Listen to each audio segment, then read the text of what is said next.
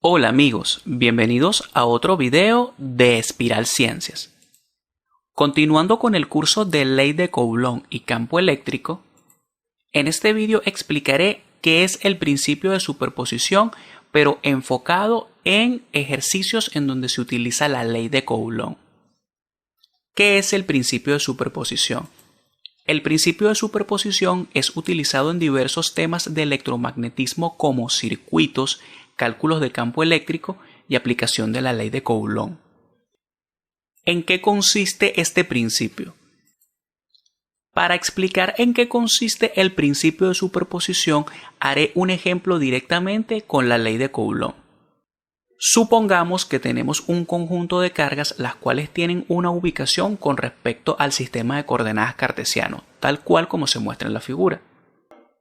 Ahora supongamos que queremos calcular la fuerza total que ejercen las cargas 2, 3 y 4 sobre esta carga 1. Vemos que esta carga 3, como tiene el mismo signo que la carga 1, ejerce una fuerza de repulsión en este sentido. La carga 2 también tiene el mismo signo, por lo tanto ejerce una fuerza de repulsión en este sentido. Y la carga 4 tiene signo negativo, por lo tanto ejerce una fuerza de atracción, tal cual como se muestra acá. El principio de superposición me indica que todas estas fuerzas que se ejercen sobre esta carga 1 se pueden sustituir por una sola fuerza, que sería una fuerza total.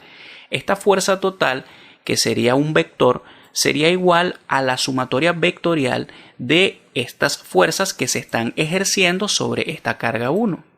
Esto sería en esencia el principio de superposición enfocado en ejercicios en donde se aplique la ley de Coulomb.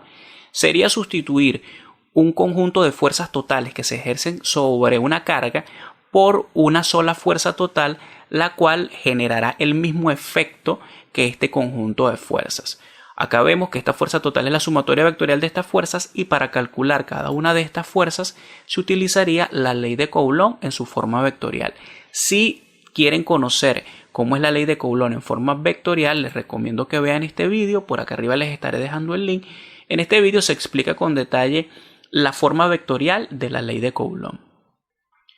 Esta fuerza total, por ser un vector, de manera general, ella tendrá componentes tanto en el eje X como en el eje Y y el eje Z. Cada una de estas componentes sería la sumatoria de las componentes correspondientes de cada fuerza.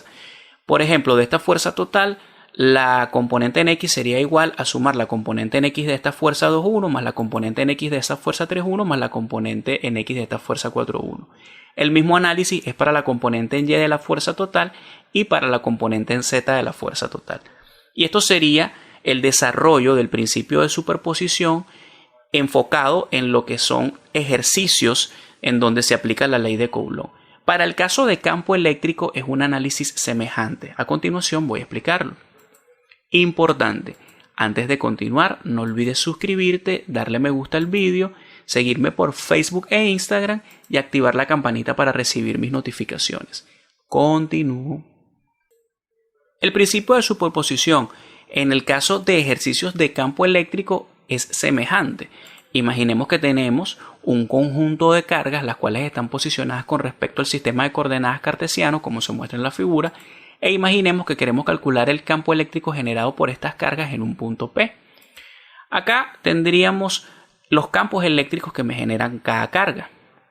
Esto sería el campo generado por la carga 2, que iría en este sentido porque recordemos que las líneas de campo eléctrico salen de las cargas positivas y entran en las cargas negativas.